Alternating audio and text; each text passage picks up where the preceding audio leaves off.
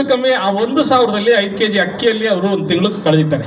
ಕೆಲವು ಮಕ್ಕಳಿದ್ದಾರೆ, ಗಂಡು ಮಕ್ಕಳು ಸಾಕೋದಿಲ್ಲ, ನೋಡೋದಿಲ್ಲ.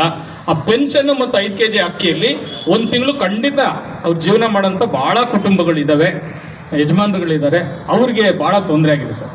ಆಮೇಲೆ ಅದ್ರಲ್ಲಿ ಸಮಸ್ಯೆ ಏನು ಅಂದರೆ, ಆನ್ಲೈನಲ್ಲಿ ಈಗ ಆ ಅಜ್ಜಿಗೆ 65 ವರ್ಷ ನಿಜವಾಗ್ಲಾಗಿದೆ ಸರ್. ಕಾರ್ಡಲ್ಲಿ 47 ವರ್ಷ ತೋರಿಸ್ತಾ ಇದೆ. ಮೊದಲು ಆಧಾರ್ ಕಾರ್ಡು ಹಂಗಾಗಿದೆಯಂತೆ.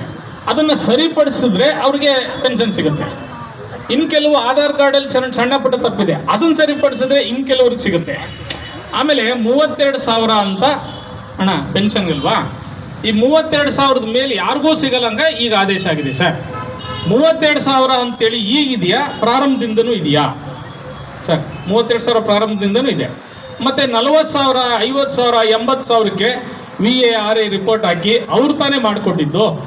ಈಗ ಅವ್ರು ಮಾಡಿರೋ ತಪ್ಪಿಗೆ ಸಂಪೂರ್ಣ 40,000 ದೊಡ್ಡ ವಿಚಾರ ಏನಲ್ಲ, ವರ್ಷಕ್ಕೆ 40,000 ಆದಾಯ ದೊಡ್ಡ ವಿಷಯ ಅಲ್ಲ. ಅದನ್ನು ಸರ್ಕಾರಕ್ಕೆ ಹೇಳೋಣ ಬೇಕಾದ್ರೆ, ಈಗ ಮುಖ್ಯಮಂತ್ರಿಗಳಿಗೆ, ಶಾಸಕರಿಗೆ ಮನವಿ ಮಾಡ್ಕೊಳ್ಳೋಣ ಅದನ್ನು ಜಾಸ್ತಿ ಮಾಡಿ ಅಂತ. ಆದರೆ ನಿಮ್ಮಲ್ಲಿ RIA ರಿಪೋರ್ಟ್ ಮಾಡಿದ್ರಲ್ಲ, ಹಂಗಾರೆ 13,000 ವಜಾಗಕ್ಕೆ ಅವರೇ ಮುಖ್ಯ ಕಾರಣ ಅಲ್ವಾ?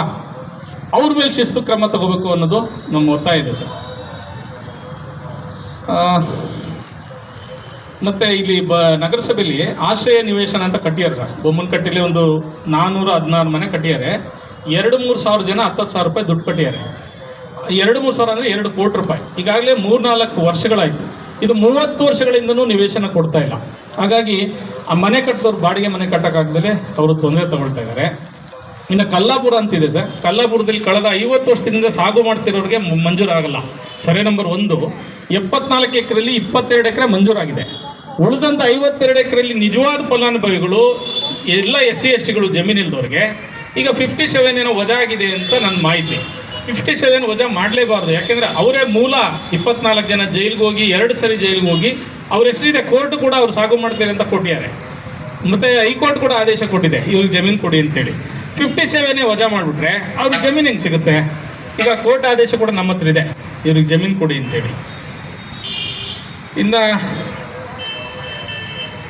ನವಲೆ ಬಸಾಪುರ ಅಲ್ಲಿ ಮನೆಗಳಿಗೆ ಹೋರಾಟ ಮಾಡಿದ್ದೀವಿ ಸರ್. ಈಗಾಗಲೇ ಶಾಸಕರು ಅದನ್ನು ಅಪ್ರೂವಲ್ ಮಾಡಿದ್ದಾರೆ. ಇನ್ನು ಹಕ್ಕುಪತ್ರ ಒಂದು ಕೊಡಬೇಕು, ಅದು ಆಗಸ್ಟ್ 15ಕ್ಕೆ ಕೊಡಬೇಕು ಅನ್ನೋದು ಒಂದು ಒತ್ತಾಯ. ಇನ್ನು DB ಹಳ್ಳಿ ರೈತರಿಗೆ 1960ರಲ್ಲಿ ಜಮೀನು ಮಂಜೂರು ಮಾಡ್ತಾರೆ, 66 ಎಕರೆ ಸರ್ಕಾರನೇ ಕೊಡುತ್ತೆ. ಈಗ ಇದಕ್ಕಿದ್ದಂಗೆ ಅದು ಅರಣ್ಯ ಅಂತ ಎಲ್ಲ ರದ್ದು ಮಾಡಿದ್ದಾರೆ. ರದ್ದು ಮಾಡಾದ್ಮೇಲೆ ಪರ್ಯಾಯ ಜಮೀನು ಕೊಡು ಅಂತ ಕೂಡ ಆದೇಶ ಇದೆ. ಈಗ ಮೊನ್ನೆ ಹೈಕೋರ್ಟ್ ಕೂಡ ಆದೇಶ ಮಾಡಿದೆ ಸರ್. RC ಆದೇಶವನ್ನು ಹೈಕೋರ್ಟ್ ಆದೇಶ ಮಾಡಿದೆ ಮೊನ್ನೆ. ಇವರಿಗೆ 6 ತಿಂಗಳೊಳಗೆ ಜಮೀನು ಕೊಡಿ, ಇಲ್ಲ DC ಅವ್ರ ಮೇಲೆ ನ್ಯಾಯಾಲಯ ನಿಂದನೆ ಅಂತ ಅರ್ಜಿ ಬಂದಿದೆ, ನನ್ನ ಹತ್ರ ಇದೆ. ಅದನ್ನು ನಾನು DC ಅವ್ರ ಹತ್ರ ಮಾತಾಡ್ತೀನಿ, ಕೊಡ್ತೀನಿ ಸರ್. ಆಮೇಲೆ BO ಕಚೇರಿ ಇದೆ ಸರ್, ಇಲ್ಲಿ ಅಲ್ಲೊಂದು ಜಾಗ ಇದೆ ಸರ್. ಈ ಕೆಲವರು ಅದು ಖಾಸಗಿ ಉಪಯೋಗಿಸ್ಕೊಳ್ಳೋಕ್ಕೆ ರೆಡಿಯಾಗಿದ್ದರು. ಆ ಜಾಗನ ಮಕ್ಕಳಿಗೆ ಉದ್ಯಾನವನ ಮಾಡಿ ಅಂತ ಹೇಳಿದ್ವಿ. ಈಗಾಗಲೇ 5-6 ತಿಂಗಳಾಯ್ತೇನೋ ಅದನ್ನು, ಆ ಮಕ್ಳಿಗೆ ಜಾಗನೇ ಇಲ್ಲ. ನೋಡಿದ್ರಲ್ಲಣ್ಣ, ಅದೊಂದು ಉದ್ಯಾನವನ ಮಾಡಿದ್ರೆ ಮಕ್ಳಿಗೆ ಒಳ್ಳೇದಾಗುತ್ತೆ. ಇನ್ನು ಪಡಿತರ ಚೀಟಿ ಸರ್, ಇದು ಕೂಡ ನಮ್ಮ ಸಮಸ್ಯೆನೇ. ಹೊಸ ಪಡಿತರ ಚೀಟಿ ಇಲ್ದೇ ಈ ಮದುವೆ ಆಗಿರೋ ಹುಡುಗರು ಅವ್ರ ಮಕ್ಕಳಾಗ್ತವೆ, ಅವ್ರು ಯಾರೂ ಕೂಡ ಅರ್ಜಿಗಳನ್ನ ಅದ್ರಲ್ಲಿ ಸೇರ್ಸೋಕ್ಕಾಗ್ತಾ ಇಲ್ಲ. ಅದೊಂದು ಮನವಿ. ಅಸಂಘಟಿತ ಕಾರ್ಮಿಕರಿಗೆ ESI ಆಸ್ಪತ್ರೆ ಇದೆ ಸರ್ ಇಲ್ಲಿ ಭದ್ರಾವತಿಲಿ. ಅಲ್ಲಿ ಈಗಾಗಲೇ ರೆಫರ್ ಲೆಟರು ನಿಂತೋಗಿದೆ ಅಂತೇಳಿ. ಈಗ ಎಲ್ಲರೂ ದಾವಣಗೆರೆಗೆ ಹೋಗ್ರಿ ಅಂದರೆ ದಾವಣಗೆರೆಗೆ ಹೋಗೋಕ್ಕಾಗಲ್ಲ.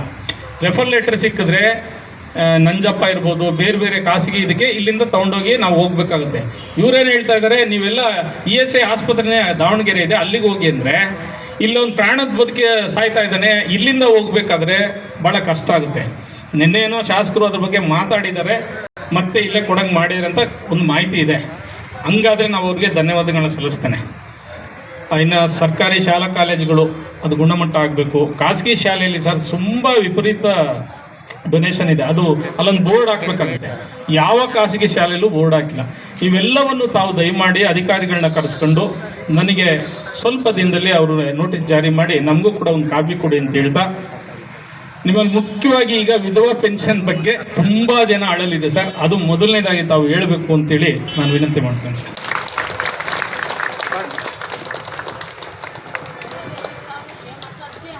ತಹಸೀಲ್ದಾರ್ಗೆ ಧನ್ಯವಾದಗಳು ಹೇಳ್ಬಿಟ್ರೆ ಅವ್ರು ಕೇಳ್ತಾರೆ. ಆಮೇಲೆ ಆಗೋ ಕೆಲಸ ಮಾಡಿಬಿಟ್ರೆ ಮುಗ್ದೇ ಹೋಯ್ತು. ಈಗ ಆನ್ಲೈನ್ಗೆ ಹೋಗ್ತಾರೆ ಸರ್ ಅಲ್ಲಿ ಪೆನ್ಷನ್ಗೆ, ಇದು ಬರೋದಿಲ್ಲ ಬೆಂಗಳೂರಿಂದ ಅಂತ ಹೇಳಿದ್ರೆ ಮತ್ತೆ ಎಲ್ಲಿಗೆ ಹೋಗ್ಬೇಕು ಅವರು? ಬೆಂಗಳೂರಿಗೆ ಹೋಗೋಕ್ಕಾಗತ್ತಾ? ಹಾಗಾಗಿ ಆ ವಿಷಯದಲ್ಲಿ ಪೆನ್ಷನ್ ವಿಷಯ ಎಲ್ಲ ಕೆಲಸ ಬಿಟ್ಬಿಟ್ಟು ಈ ವಾರದೊಳಗೆ ಪೆನ್ಷನ್ ವಿಷಯನೇ ಮಾಡ್ಬೇಕಣ್ಣ. ಪೆನ್ಷನ್ ಅವ್ರ ಹಣ ಈ ಕೆಲವರು ಅಂತೂ ಊಟನೇ ಸಿಗ್ತಾ ಇಲ್ಲ ಅವ್ರಿಗೆ. ಅದ್ರ ಬಗ್ಗೆ ದಯಮಾಡಿ ಮಾತನಾಡಬೇಕು ಅಂತೇಳಿ ವಿನಂತಿ.